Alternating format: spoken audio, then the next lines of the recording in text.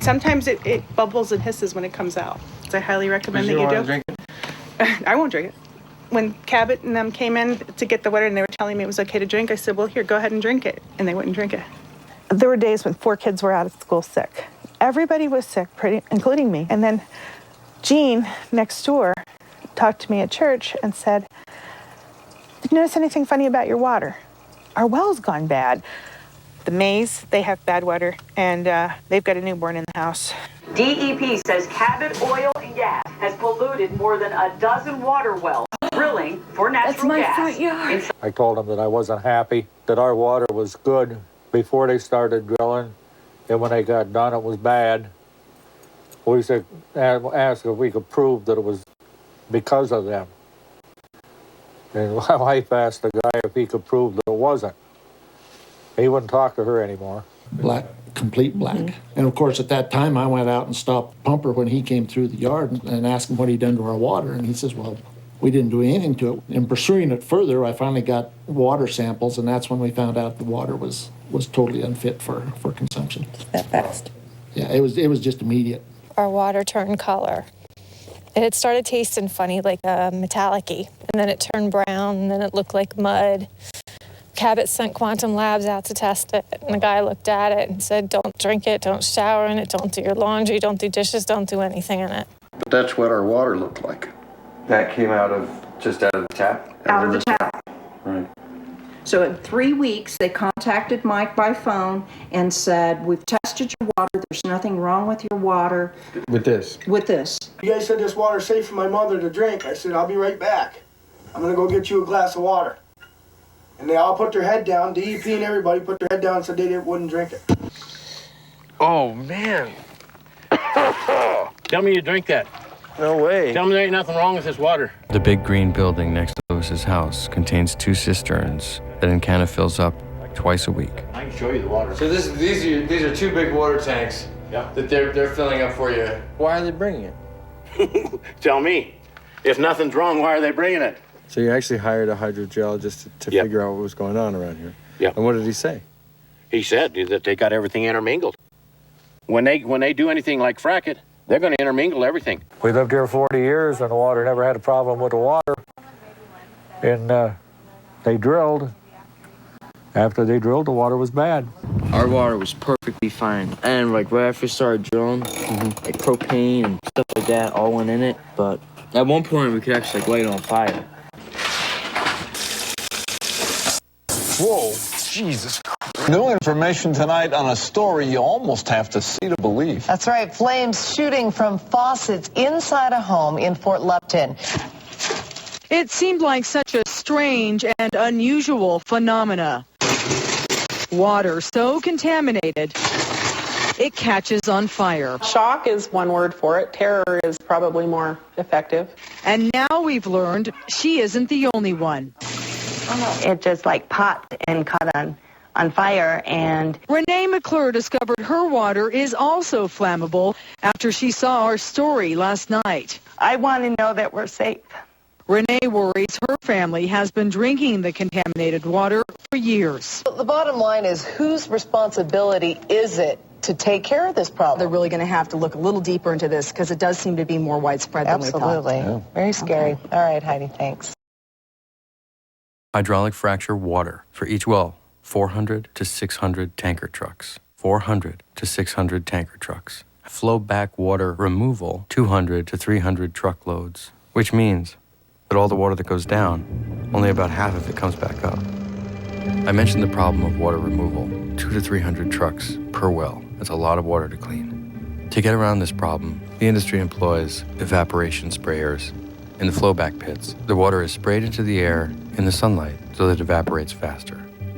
Now, of course, you're probably saying to yourself, that's insane. That water contains all the fracking chemicals, which are toxic, and all the volatile organics, which are also toxic. They create ozone, hazardous air pollutants, and they fall down in the form of chemical or acid rain on the grasslands. Numerous air pollution advisories in Sublette County were posted by the Wyoming Department of Environmental Quality, stating that ozone in the air had reached unsafe levels. Sublette County, the size of Connecticut, 6,000 people, had air worse than Los Angeles on a typical day. I don't know how they even drink it, to be honest with you. It's the damnedest smelling stuff. Oh, man. We want to raise the best, most natural, clean product that we can raise, you know, and by God, if you're breathing in dirty air and you're drinking water that could be tainted, what's going into these girls and what's coming out in those calves, you know? Cute as they are, and in a year or two, they're going to be on somebody's dinner plate. By God, if your way of life is being besieged and your health is under attack, I don't know what else you can do. I don't know where the hell I'd go, though. Where else can I go? This is happening everywhere. That's the biggest thing I want people to know is you're not alone if this is happening to you, because I'm in the same boat you are. When the 2005 energy bill cleared away all the restrictions, companies like Encana, Williams, Cabot Oil and Gas, and Chesapeake began to use the new Halliburton technology, and they began the largest and most extensive domestic gas drilling campaign in history, now occupying 34 states. So I'm going to show you a little bit here on the map where New York City and New Jersey and Philadelphia's water comes from. What you have up here in the green area, that's the New York City watershed. It's supposedly a protected area, although all this area on the map that you see here is slated for gas drilling. The green and white areas you see on the map, that's the New York City watershed and the Delaware River Basin. Altogether, the combined watershed supplies water to 15.6 million people. 6.8 million in New York City, 5.4 million in Pennsylvania, 700,000 in Delaware, and 2.9 in New Jersey. It's the largest unfiltered water supply in the world. The reservoirs were created 100 years ago. Industry has leased hundreds of thousands of acres within the New York City watershed and the Delaware River Basin. That could mean 50,000 gas wells in the combined watershed area. As of spring 2010, there is no drilling in the New York City watershed or the Delaware River Basin.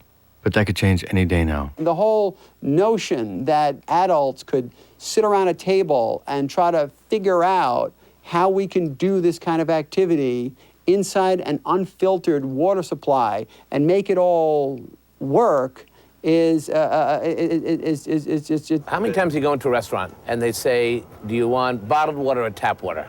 I don't think I've had dinner with somebody in the last 20 years who said, oh, I like the bottled water. People go to a restaurant because they get to have the tap water.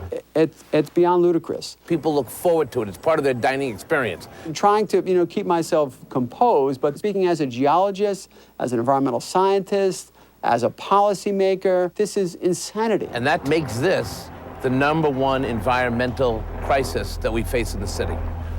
Although thousands showed up at public comment sessions, the state's Department of Environmental Conservation was unresponsive. There were hours and hours of hearings at City Hall. New York City must rely on the New York State DEC, but there's a real question of whether the agency is up to the job. DEC has not proposed a single new regulation. No one from the state's Department of Environmental Conservation came to the city's hearings. I want to direct staff to put a call in the DEC Region 2 and to say that all these people are still in the room, and we want someone from DEC in the room. There were even press conferences with no press. It would be nice to have reporters today. We don't have them. Maybe this story is not sexy enough. Maybe it's not important enough. Maybe the drinking water supply for 9 million people, it doesn't quite get people's attention. Where's the press? They're right in there? They're in the press room, probably. In the press room.